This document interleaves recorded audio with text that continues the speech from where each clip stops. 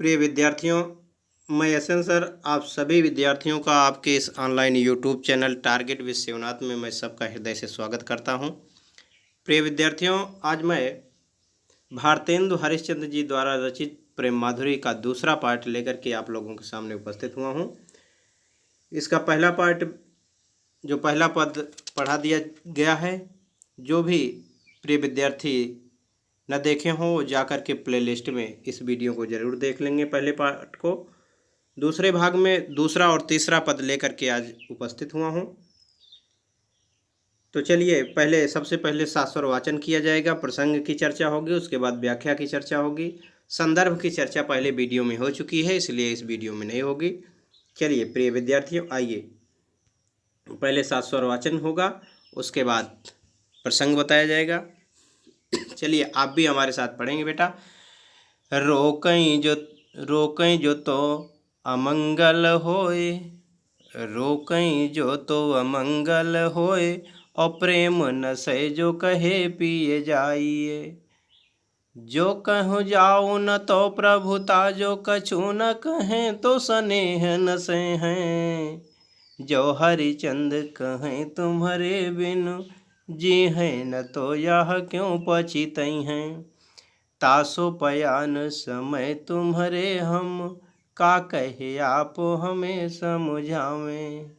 तासो पयान समय तुम्हारे हम, का कहे आप हमें समझावें।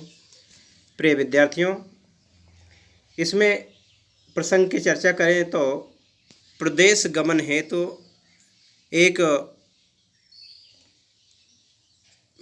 पति से नायिका अपने हृदयगत भावों को व्यक्त करती है।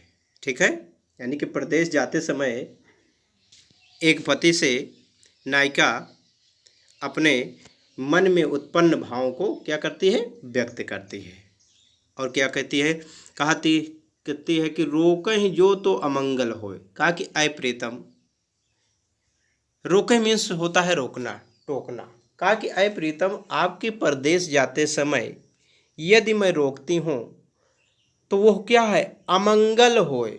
वह अमंगल कार्य होता है, क्योंकि आप जानते हैं प्रिय विद्यार्थियों कि किसी के जाते समय किसी को बिल्कुल टोकना नहीं चाहिए, रोकना नहीं चाहिए। और रोकना टोकना बिल्कुल ये कहना कि आप कहाँ जा रहे हैं, ये क्या है, अमंगल कार्य है। इसीलिए कहा कि रोकें जो तो अमंगल होए।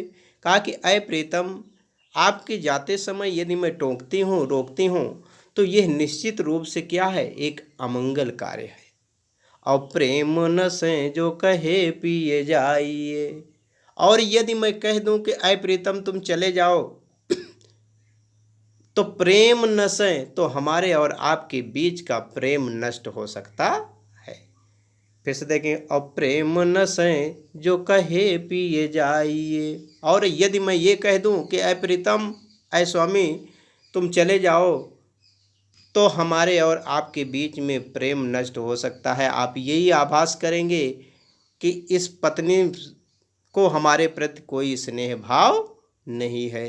ठीक है, आगे की लाइन में देखेंगे, जो कहे जाऊँ न तो प्रभुता।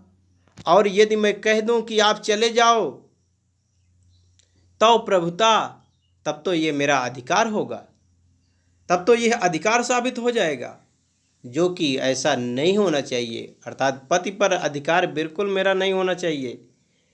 कहा कि फिर से समझेंगे बेटा कि जो कहें जाओ, कहा कि यदि मैं कह दूं कि तुम चले जाओ, तब तो यह आपके प्रति क्या हो जाएगा, एक प्रभुता हो जाएगा, मेरा अधिकार साबित प्रतीत होगा कि यह पत्नी अपने पति पर क्या रखती है, अधिकार रखती है, प्रभुता रखती है।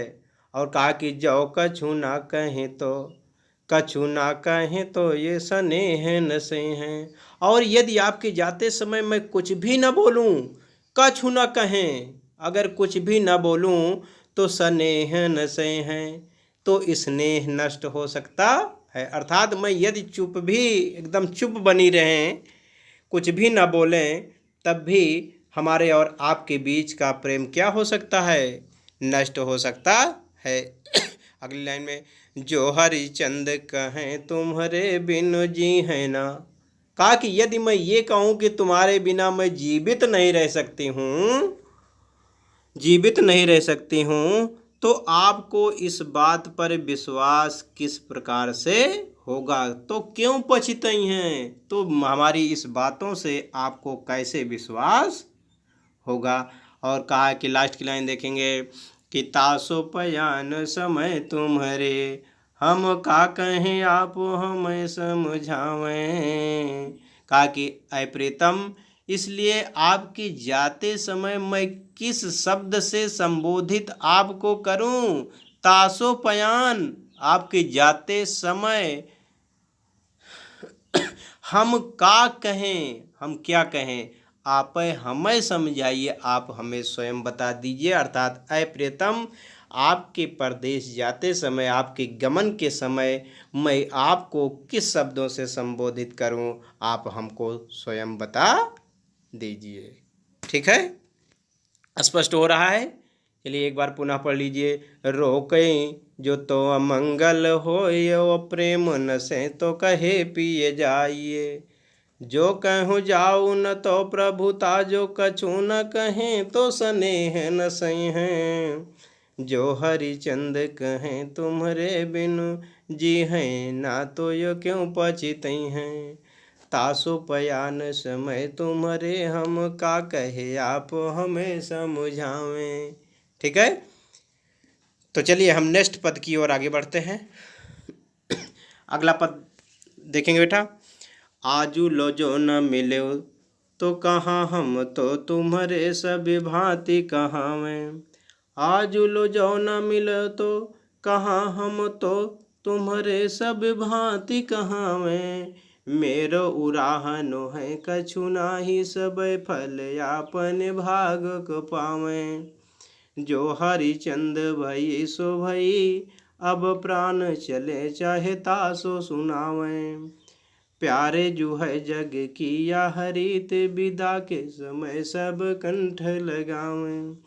प्यारे जो है जग किया हरित, विदा के समय सब कंठ लगावें। प्रिय विद्यार्थियों, इस पद में नायिका के एक विरह दशा का वर्णन किया गया है। ठीक है, नायिका कहती है कि आज लव जो ना मिले। कहा कि ऐ प्रीतम, यद्यपि आज तक हमारा आपका कोई मिलन नहीं हुआ, फिर भी हम तो तुम्हारे सब भांति कहावें।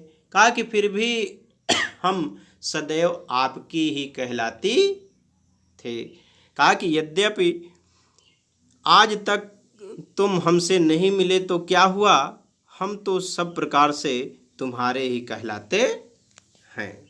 ठीक है, पहली लाइन का व्याख्या ये है कि आजू लो जो न मिलो तो कहाँ, हम तो तुम्हारे सब भांति कहावें। कहा कि ऐ प्रीतम, यद्यपि आज तक हमारा आपका कोई मिलन नहीं हुआ है, लेकिन फिर भी मैं हर प्रकार से तुम्हारे ही कहलाते हैं। और आगे देखें, मेरो उराहनो है कछु नाही।